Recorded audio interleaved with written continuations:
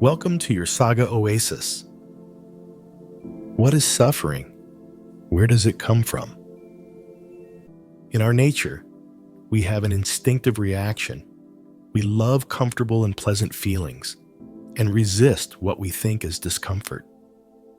Our growing up environment also plays a big role. In that environment, we're pampered and indulged. Our desires are constantly fulfilled.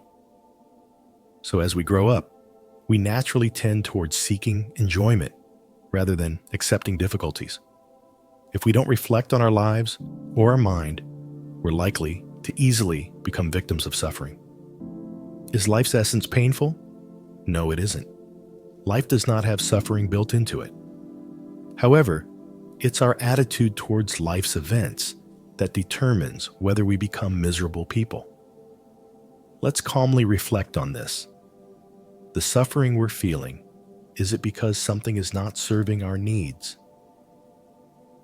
According to the universal rule, when you have this physical form and consciousness, you're only allowed to enjoy certain things under certain conditions.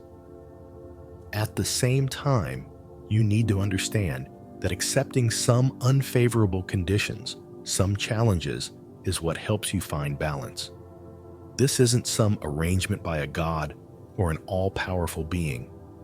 It's expressed through the principle of cause and effect. When we become teenagers or over 18 years old, we should seek methods to deepen our understanding of ourselves and the nature of life, so we will know what we should and shouldn't do. We need to be aware of how we should live to create balance in the world, to achieve the main purpose of life, which is peace and happiness. And it seems like none of us have a degree in it. We have many degrees from universities like master degrees, PhDs, etc. But we don't have any degree in the stability of our souls or in understanding psychology or life itself. So whenever unfavorable circumstances arise, whenever there are obstacles, we feel confused, shaken, and we fall. So the majority of the suffering we experience in life is because our desires are not fulfilled. Looking back at our reactions like anger, jealousy, selfishness, discrimination, we'll see that the main reason is because we have misconceptions about our role in life. We often think of ourselves as isolated individuals, very capable individuals. Everything we have achieved in the past is thanks to our great personal abilities. Think ourselves as isolated individuals most of us tend to reach. This is a very mistaken thought and the root of all suffering. Because we think so fiercely to protect ourselves when anything happens in life, we also tend to seek the most favorable conditions for ourselves and push difficulties onto others. We are willing to avoid situations that we think are not good for us. This is called selfish living. We disguise it under a name called survival instinct or self-defense instinct. When you're an individual, you need to survive and be protected, but at a reasonable level.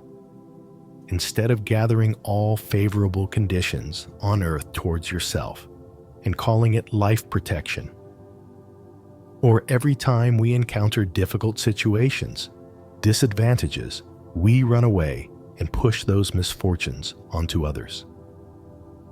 That action is very wrong. In Buddhism, the most correct thing is to protect those around us and all beings. This is because our life stream has never been separate from the life stream of all beings. We and all species on Earth share a common life interconnected with each other. If you separate yourself to live selfishly, you will suffer. This separation will lead to greed and hatred. These are two functions to protect your selfish ego.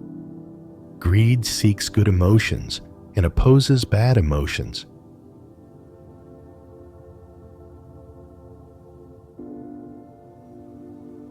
The three values of suffering. Now that we've identified the root cause of suffering, let's reflect on our own lives from before until now to see how we've been living. Have we always preferred to do easy tasks, pushing difficult tasks onto others? The Buddha said, "Life itself doesn't have suffering." But we misunderstand the dissatisfaction with suffering. Life isn't suffering.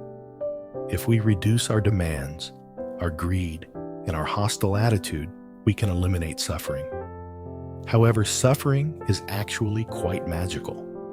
Let's calm down and do not fear any obstacles or unfavorable situations. Think about it.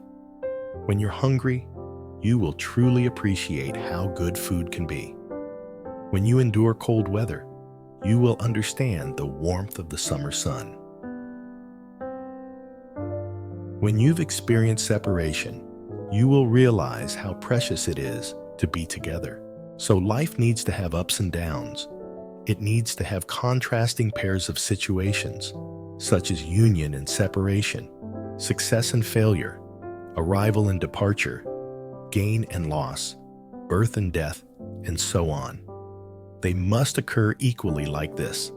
If there is union, there must be separation. If there is success, there must be failure. If there is arrival, there must be departure, so that people can know how to appreciate and protect the happiness they are having in their hands. If life always happens according to your desires, you won't know what happiness is. If you are living in days of being pampered, enjoying all material comforts, you'll see how degraded, how weakened you are. Then, the appreciation for the good things will be lost. Therefore, what you call suffering will actually preserve the happiness we have. The Buddha said, "There is no realm entirely of happiness." Why is that? Because happiness and suffering are identified by the human mind. So, if we see something as happiness, it becomes happiness. If we see it as suffering, it becomes suffering. The Buddha also advises us not to bring our greedy desires and hatred to places where people deceive, because it only makes us weaker and more miserable. Another value of suffering is that it helps strengthen human resilience. If you've experienced poverty, hardships, separations, and failures in your youth, you'll now have very strong legs, great endurance. Conversely, if you've lived in overly favorable conditions where life is all about success, you'll be extremely fragile. Therefore, the advice for young people is not to fear failure, but to seek it out. Those who achieve success early in life will never truly find happiness. Early success breeds dependency and an inability to accept failure. The third value of suffering is that it helps us introspect to clearly see our anxieties, resentments, greedy desires, and aversions within ourselves. From there, we can purify our minds and elevate our consciousness to a higher level. If we live too comfortably, relying too much on how others treat us for our happiness, one day, when things take a turn for the worse, suffering will find us, revealing our true selves. Therefore, don't fear suffering. Happiness and suffering should coexist.